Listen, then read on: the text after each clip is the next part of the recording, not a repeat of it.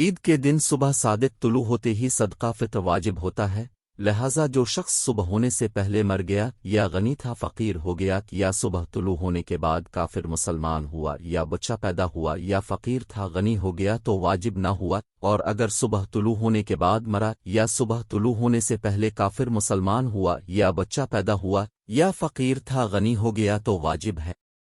رشتہ داروں مثلاً بھائی، ہمشیرہ، چچا، ماموں، خالہ وغیرہ کو صدقہ فطر دینا جائز ہے، لیکن اپنی اولاد کو یا ماں باپ، نانا، نانی اور دادا، دادی کو زکوہ اور صدقہ فطر نہیں دے سکتے۔ علاوہ ازیں شوہر بیوی کو یا بیوی شوہر کو بھی صدقہ فطر نہیں دے سکتی۔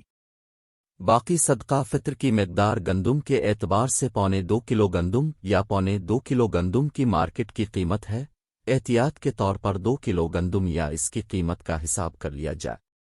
اور جو کھجور اور کشمش کے اعتبار سے یہی اشیاء 3.5 کلو یا ان کے 3.5 کلو کی بازار میں جو قیمت ہے وہ صدقہ فطر کی مقدار ہے۔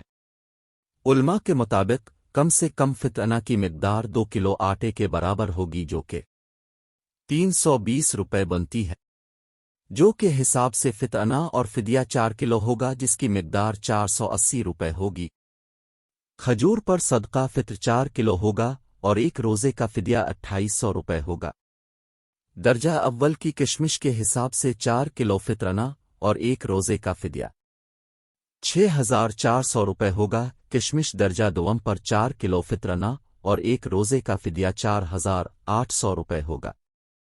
روزہ توڑنے کا کفارہ 60 مسکین کو 2 وقت کا کھانا کھلانا ہے۔